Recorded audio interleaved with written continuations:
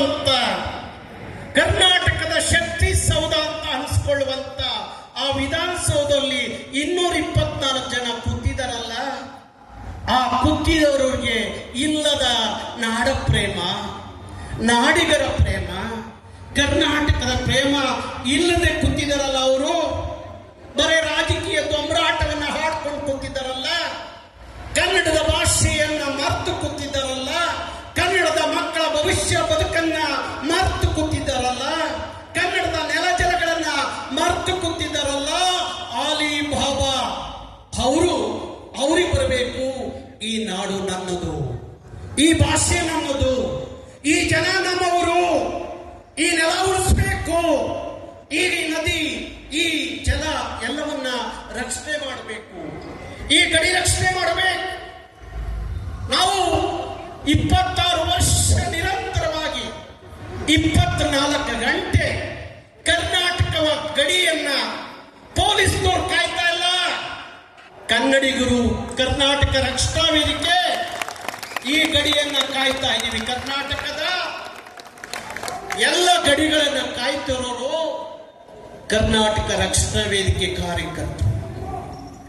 ಹಗಲು ರಾತ್ರಿಯಿಂದಲೇ ನನ್ನ ನಾಡು, ನನ್ನ ಭಾಷೆ, ನನ್ನ ಸಂಸ್ಕೃತಿ, ನನ್ನ ನೆಲ, ನನ್ನ ಜಲ, ನಮ್ಮ ಕನ್ನಡಿಗರು, ನಮ್ಮ ಮಕ್ಕಳ ಭವಿಷ್ಯ ಇಲ್ಲಿ ಉಳಿಬೇಕು, ಅವರ ಬದುಕಿಲ್ಲಿ ಉಳಿಬೇಕು, ಅವರು ಇಲ್ಲಿ ವಿಜೃಂಭಿಸಬೇಕು, ಅವರು ಸಂಭ್ರಮಿಸಬೇಕು, ಅವರು ಸಾರ್ವಭೌಮತೆಯಿಂದ ಬದುಕಬೇಕು ಅನ್ನುವ ಕಾಳಜಿ, ಕಳಕಳಿಯಿಂದ 26 ವರ್ಷ 100,000 ಕೇಸು,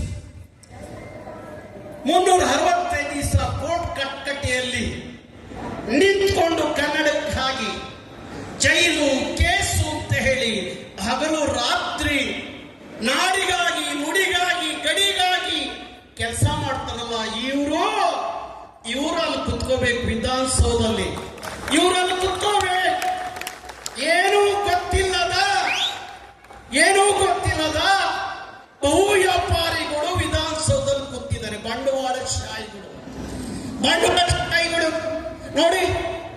ಈ ಎಲೆಕ್ಷನ್ಗೆ ನನ್ನ ಆಸ್ತಿ 500 ಕೋಟಿ, ಈ ಎಲೆಕ್ಷನ್ ನನ್ನ ಆಸ್ತಿ 500 ಕೋಟಿ, ಮುಂದಿನ ಎಲೆಕ್ಷನ್ಗೆ ನನ್ನ ಆಸ್ತಿ 1000 ಕೋಟಿ. ರೀ, ನಿಮ್ಮ ಆಸ್ತಿಯನ್ನ ತಗೊಂಡು ನಿಮ್ಮ ಜೊತೆಯಲ್ಲಿ ಗುಂಡಿಯಲ್ಲಿ ಇಟ್ಕೊಂಡು ಹೋಗೋದಿಲ್ಲ.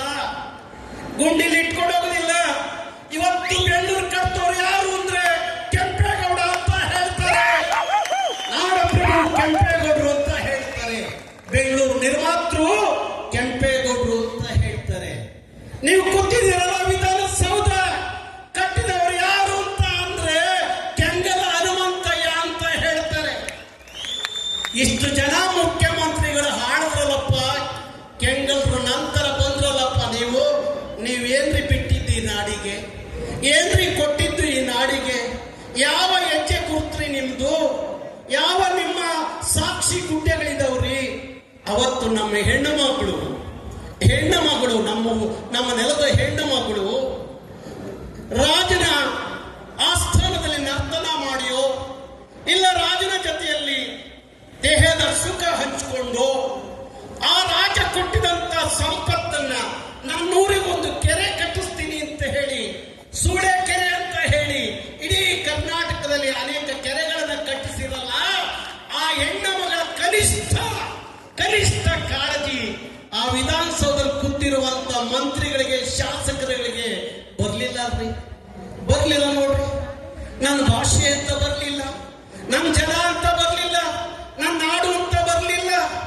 ಇವತ್ತು ಹಿಂದಿಯ ಏರಿಕೆ, ಹಿಂದಿಯ ದಬ್ಬಾಳಿಕೆ 42 ವರ್ಷ ಆಯ್ತು. ಡಾಕ್ಟರ್ ಸರೋಜಿನಿ ಮಹಿಷಿವರ್ದಿ, ನಾನು ಸಿದ್ದರಾಮಯ್ಯನವ್ರಿಗೆ ಹೇಳಿದೆ, ಸಿದ್ದರಾಮಯ್ಯನವರೇ ನಿಮ್ಮ ಕಾಲಕ್ಕಾದ್ರೂ ಜಾರಿ ಬರಲಿ ಡಾಕ್ಟರ್ ಸರೋಜಿನಿ ಮಹಿಷಿವರ್ದಿ, ಅನುಷ್ಠಾನ ಜಾರಿಗೊಳಿಸ್ರಿ.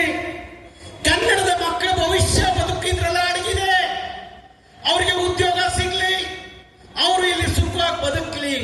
ಡಾಕ್ಟರ್ ಸರೋಜಿನಿ ಮಹಿಷಿವರ್ದಿ ಜಾರಿ ಮಾಡಿ ಅಂತ ಹೇಳಿದ್ರು. ಭಾರಿ 26 ವರ್ಷ ಹೋರಾಟ ಮತ್ತು ನನ್ನ ಕನಸು, ಅದು ಕನ್ನಡಿಗರ ಕನಸು. ಅವನು ಮೋಹನ್ ದಾಸ್ ಪೈ ಅಂತ ಹೇಳಿ ಒಬ್ಬ ಕೊಂಕಣಿ ಇಲ್ಲಿ ತಿನ್ಲಿಕ್ಕೆ, ಉಣ್ಲಿಕ್ಕೆ, ಬದುಕಲಿಕ್ಕೆ ಬಂದವನು. ಅವನು ವಿರೋಧ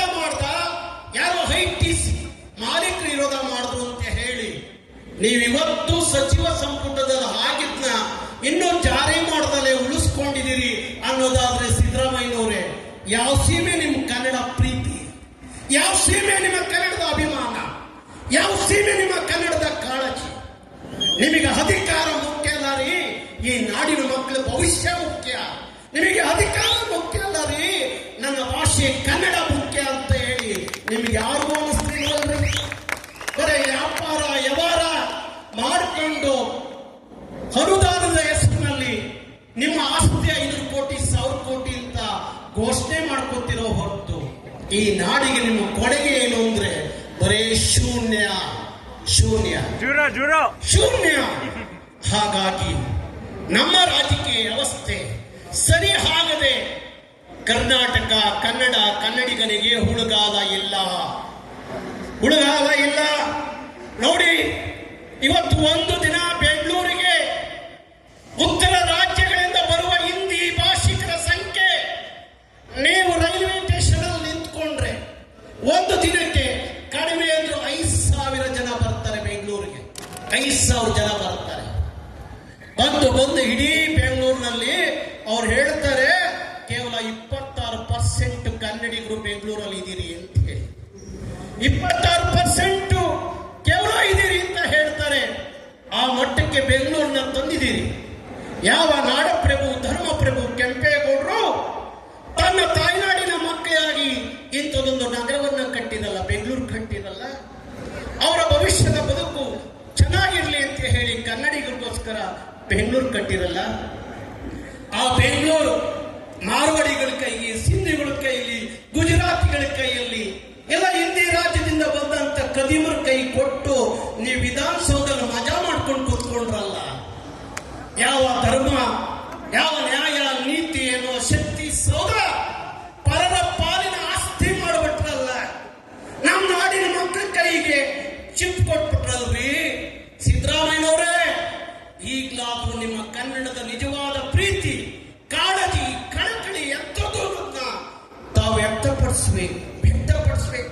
ಆ ಡಾಕ್ಟರ್ ಸರೋಜಿನಿ ಮಹಿಷಿ ವರದಿ ಅನುಷ್ಠಾನ ಆಗ್ಬೇಕು, ದ್ವಿಭಾಷಾ ನೀತಿ ಜಾರಿಗೆ ಬರಬೇಕು, ಹಿಂದಿ ದಬ್ಬಾಳಿಕೆ ನಿಲ್ಲಬೇಕು, ಕನ್ನಡದ ಸಾರ್ವಭೌಮತೆ ಎತ್ತಿಡಿಬೇಕು, ಕನ್ನಡದ ಮಕ್ಕಳಿಗೆ ಉದ್ಯೋಗ ಕೊಟ್ಟರೆ ಉದ್ಯಮ, ಇಲ್ಲಾಂದ್ರೆ ಗಂಟು ಮೂಟೆ ಕಟ್ಟಿ ಅಂತ ಹೇಳುವ ಶಕ್ತಿ ಸಿದ್ದರಾಮಯ್ಯನವ್ರ ಸರ್ಕಾರಕ್ಕೆ ಬರಬೇಕು.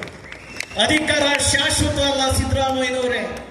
ಯಾವ ಕ್ಷಣದಲ್ಲಿ ಯಾರು ಚೇರು ಕುರ್ಚಿ ಹಳ್ಳಾಡುತ್ತೋ ಗೊತ್ತಿಲ್ಲ. ಅದು ಶಾಶ್ವತ ಅಲ್ಲ. ನೀವು ಮಾಡಿದ್ದು ಇವತ್ತು ವಿಧಾನಸೌಧ ಅಂದಷ್ಟೇ ಕೆಂಗಳ್ರು ಅಂತ ಹೇಳ್ತಾರೆ, ಬೆಂಗಳೂರು ಅಂದಷ್ಟೇ ಕೆಂಪೇಗೌಡರು ಅಂತಾರೆ, ಬೆಳಗಾವಿ ಅಂದ್ರೆ ರಾಯಣ್ಣ ಚೆನ್ನವ್ವ ಅಂತಾರೆ. ಅದೆಲ್ಲೋ ಉಳಿಯಬೇಕಾಗಿತ್ತು, ಅದೆಲ್ಲೋ ಉಳಿಸಬೇಕಾದ್ದು. ಹಾಗಾಗಿ ನನಗಷ್ಟು ಇಷ್ಟೋ ಒಂದಷ್ಟು ಸಿದ್ದರಾಮಯ್ಯನವ್ರ ಬಗ್ಗೆ ಪ್ರೀತಿ, ಕನ್ನಡದ ಕಾಳಜಿ ಕಳಕಳಿ ಇದೆ ಅನ್ನುವ ಪ್ರೀತಿ. ಆ ಸಿದ್ದರಾಮಯ್ಯನವರು ಸುತ್ತ ಇವತ್ತು ಬಂಡವಾಳಶಾಹಿನಲ್ಲಿ ಇಟ್ಕೊಂಡು ನೀವು ಕನ್ನಡ ಮರ್ತು ಬಿಟ್ರಲ್ರಿ, ಕನ್ನಡಿಗರನ್ನ ಮರ್ತು ಬಿಟ್ರಲ್ರಿ. ಕನ್ನಡಕ್ಕಾಗಿ ಹೋರಾಟ ಮಾಡಿದ್ರೆ ನಮ್ಮನ್ನು ತಗೊಂಡೋಗಿ 100 ದಿವಸ ಜೈಲಲ್ಲಿ ಇಡ್ತೀರಿ, 100 ಕೇಸ್ ಹಾಕ್ತೀರಿ. ಅಲ್ಲಿ ವಿಧಾನಸೌಧದಲ್ಲಿ 224 ಜನ ಕೂತಿದ್ದೀರಲ್ಲ, ನೀವು ಯಾವನಾದ್ರೂ ಒಂದ್ ದಿವಸ ಕನ್ನಡಕ್ಕಾಗಿ ಜೈಲಿಗೆ ಹೋಗಿದ್ದೀರಾ? ಕನ್ನಡಕ್ಕಾಗಿ ಕೇಸ್ ಹಾಕಿಸ್ಕೊಂಡಿದ್ದೀರಾ? ಆಸ್ತಿನೋ ಸಂಪತ್ನೋ ದುಡ್ಡೋ ದರೋಡೆ ಮಾಡಿ ಲೂಟಿ ಮಾಡಿ ಜೈಲಿಗೆ ಹೋಗಿರೋ ಮಂತ್ರಿಗಳು, ಮುಖ್ಯಮಂತ್ರಿಗಳನ್ನ ನಾನು ಕರ್ನಾಟಕದಲ್ಲಿ ನೋಡಿದ್ದೀನಿ. ಆದ್ರೆ ಕನ್ನಡಕ್ಕಾಗಿ ಕರ್ನಾಟಕದ ಇತಿಹಾಸದಲ್ಲಿ ಒಬ್ಬ ಮಂತ್ರಿ, ಒಬ್ಬ ಶಾಸಕ, ಒಬ್ಬ ಮುಖ್ಯಮಂತ್ರಿ ಜೈಲಿಗೆ ಹೋಗಿದ್ದ ಇತಿಹಾಸ ಇಲ್ಲ. ಅದು ಇತಿಹಾಸ ಇದೆ. ಆ ಇತಿಹಾಸ ಬರ್ತಿದ್ದಾರೆ ಅಂದ್ರೆ ಅದು ಕರ್ನಾಟಕ ರಕ್ಷಣಾ ವೇದಿಕೆ, ಕರ್ನಾಟಕ ರಕ್ಷಣಾ ವೇದಿಕೆ ಅಂಥದೊಂದು ಇತಿಹಾಸ ಕರ್ನಾಟಕ ರಕ್ಷಣಾ ವೇದಿಕೆ. ಇವತ್ತು ಪ್ರತಿಜ್ಞೆ ಮಾಡಿದ್ರು ಸಿದ್ದರಾಮಯ್ಯನವರು. ವಿಧಾನಸೌಧದ ಮುಂದೆ ಭುವನೇಶ್ವರಿ ಪ್ರತಿಮೆ ಅನಾವರಣ ಮಾಡಿ ಶಬ್ದ ಮಾಡಿದ್ರು. ಕನ್ನಡ ಚಳುವಳಿಗಾರರ ಮೇಲಿರುವ ಕೇಸನ್ನ ವಾಪಸ್ ತಗೋತೀನಿ ಅಂತೇಳಿ ಶಬ್ದ ಮಾಡಿದ್ರು. ಅದು ಒಂದು ದಿನದ ಶಬ್ದ ಅಲ್ಲ, ಸುಮಾರು 3 ಬಾರಿ ರಕ್ಷಣಾ ವೇದಿಕೆಯ ವೇದಿಕೆಗೆ ಬಂದೇ ಹೇಳಿದ್ದಾರೆ. ನಾನು ಮುಖ್ಯಮಂತ್ರಿ ಆದ್ರೆ ಅವರು ವಿರೋಧ ಪಕ್ಷದಲ್ಲಿ ಇದ್ರು ಸಿದ್ದರಾಮಯ್ಯನವರು. ಅವಾಗ ಭರವಸೆ ವೇದಿಕೆ ಸಮಾವೇಶಕ್ಕೆ ಬಂದು ಅವರೊಂದು ಸ್ಟೇಟ್ಮೆಂಟ್ ಕೊಡ್ತಾರೆ. ನಾನು ಮುಖ್ಯಮಂತ್ರಿ ಆದ್ರೆ, ಈಗ ವಿರೋಧ ಪಕ್ಷದ ನಾಯಕ ಮುಖ್ಯಮಂತ್ರಿ ಆದ್ರೆ ಕರ್ನಾಟಕ ರಕ್ಷಣಾ ವೇದಿಕೆ ಮತ್ತು ಕನ್ನಡ ಪರ ಸಂಘಟನೆ ಮೇಲಿರುವ ಕೇಸುಗಳನ್ನ ನಾನು ವಾಪಸ್ ತಗೋತೀನಿ ಅಂತ ಹೇಳಿದ್ರು ಸಿದ್ದರಾಮಯ್ಯನವರು. ಮೊನ್ನೆ ವಿಧಾನಸೌಧದ ಮುಂದೆ ಭುವನೇಶ್ವರಿ ಪ್ರತಿಮೆ ಅನಾವರಣ ಮಾಡುವಾಗ ಅಲ್ಲಿ ಪ್ರತಿಜ್ಞೆ ಮಾಡ್ತಾರೆ ಸ್ವಾಮಿ ಡಿ ಕೆ ಶಿವಕುಮಾರ್ ಮತ್ತು ಸಿದ್ದರಾಮಯ್ಯನವರು. ನಾನು ಪ್ರತಿಜ್ಞೆ ಮಾಡ್ತಾ ಇದ್ದೀವಿ, ಕನ್ನಡ ಪರ ಹೋರಾಟಗಾರರ ಎಲ್ಲ ಮೊಕದ್ದಮೆಗಳನ್ನ ವಾಪಸ್ ತಗೋತೀನಿ ಅಂತ ಹೇಳಿ. ವಾಪಸ್ ತಗೊಳ್ಳೋದು ಹಾಳಾಗೋಗ್ರಿ, ಮತ್ತೆ ಹೋರಾಟಗಾರರ ಮೇಲೆ 106 ಕೇಸ್ ಹಾಕಿರಲ್ರಿ. ನಿಮಗೇನಾದ್ರೂ ಮಾನ ಮರ್ಯಾದೆ ಇದೆಯಾ? ಮಾನ ಮರ್ಯಾದೆ ಇದೆಯಾ ನಿಮಗೆ? ಯಾವ ಸ್ವಾಭಿಮಾನ ನಿಮ್ದು? ಕಿತ್ತೋದ ಸ್ವಾಭಿಮಾನ, ಯಾವ ಕಾಳಜಿ ಇಲ್ಲದ ಸ್ವಾಭಿಮಾನ, ಕನ್ನಡ ಅನ್ನೋ ಪ್ರೀತಿ ಇಲ್ಲದ ಸ್ವಾಭಿಮಾನ, ಕರ್ನಾಟಕ ಅನ್ನೋ ಪ್ರೀತಿ ಇಲ್ಲದ ಸ್ವಾಭಿಮಾನ, ಕನ್ನಡಿಗರ ಭವಿಷ್ಯದ ಬಗ್ಗೆ ಇಲ್ಲದ ಸ್ವಾಭಿಮಾನ ನಿಮ್ಮದು. ನಿಮ್ಮ ಅಧಿಕಾರಕ್ಕೋಸ್ಕರ ಯಾರು ಬೇಕಾದ್ರೂ ಮುಗಿಸ್ತೀವಿ ಅನ್ನೋ ತೀರ್ಮಾನ ನಿಮ್ದು ಆದ್ರೆ ಒಂದಿನ ಕನ್ನಡಿಗರು ನಿಮ್ಮನ್ನೂ ಮುಗಿಸ್ತೀವಿ ಅನ್ನೋ ತೀರ್ಮಾನಕ್ಕೆ ಬರ್ತಾರೆ. ಭಾರಿ ದಿವಸ ಇಲ್ಲ. ಯಾರಿಗೂ ಶಾಶ್ವತ ಅಲ್ಲ ಅಧಿಕಾರ, ಯಾರಿಗೂ ಶಾಶ್ವತ ಅಲ್ಲ. ಎಂತೆಂದವರು ಮಣ್ಣಲ್ಲಿ ಮಣ್ಣಾಗಿ ಹೋಗಿದ್ದಾರೆ. ನೀವ್ಯಾರ್ರಿ? ಯಾರು ನೀವು? ಅವತ್ತು ಕುವೆಂಪು ಹೇಳಿದ್ರು. ಯಾರು ಕುವೆಂಪು?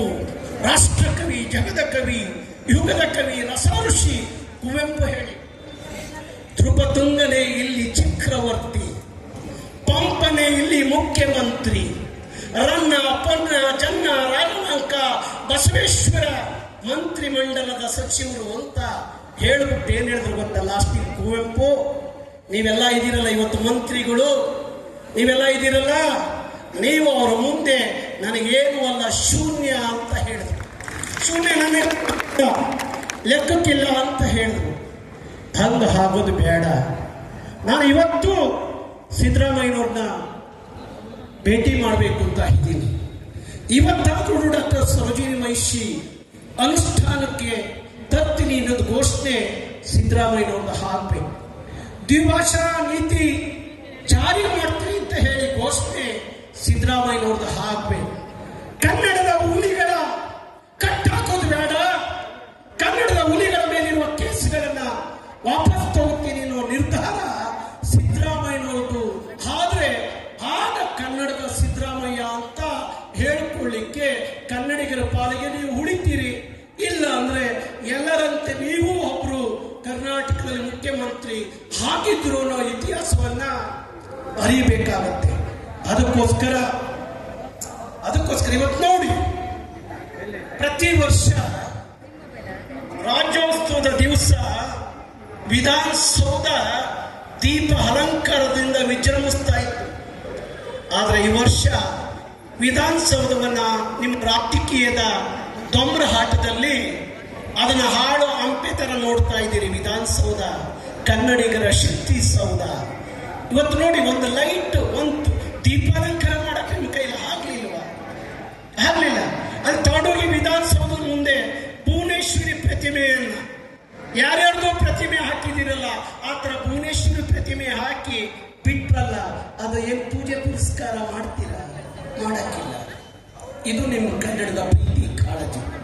ಅದಕ್ಕೋಸ್ಕರ ನೋಡಿ, ನೀವು ಕೇಸ್ ತೆಗಿದೇ ಇಡ್ಲಿ ಬಿಡ್ಲಿ, ನಾವೇನು ಎದುರು ಮಕ್ಕಳಲ್ಲ, ಕರವೇ ಮಕ್ಕಳು. ರಕ್ಷಣಾ ವೇದಿಕೆಯ ಕಲಿಗಳು ಇನ್ನೂ 100 ಕೇಸ್ ಹಾಕಿರೋ ಕನ್ನಡ ಸಾಹಿತ್ಯವೋ ಹೊರತು ನಾವು ಯಾವ ಕೇಸಿಗೆ ಎದುರೋರಲ್ಲ, ಯಾವ ಸರ್ಕಾರಕ್ಕೆ ಎದುರೋರಲ್ಲ, ಯಾವ ಅಧಿಕಾರಕ್ಕೆ ಎದುರೋ ಮಕ್ಕಳಲ್ಲ. 100 ಕೇಸ್ ಹಾಕಿ ಮತ್ತೆ ನಮ್ಮ ತಗೊಂಡು ಜೈಲಲ್ಲಿ ಇಟ್ಟರು. ಕೊನೆ ಹನಿ ರಕ್ತ ಇರುವಾಗ ನಾನು ಕನ್ನಡ ಸಾಯ್ತೀನಿ, ಕನ್ನಡ ಅಂತಲೇ ಸಾಯ್ತೀನಿ ಹೊರತು ನನ್ನ ಅಭಿಮಾನವನ್ನ ಯಾವ ಕೈಲೂ ಕಿತ್ಕೊಳ್ಳೋಕ್ಕಾಗಲ್ಲ, ಯಾರು ಕಡಿಮೆ ಮಾಡೋಕ್ಕಾಗಲ್ಲ, ಯಾರು ಅದು ಹತ್ತಿಕ್ಲಿಕ್ಕೆ ಸಾಧ್ಯನೇ ಇಲ್ಲ ಅನ್ನೋ ಮಾತನ್ನು ಹೇಳ್ತಾ ಇವತ್ತೊಂದು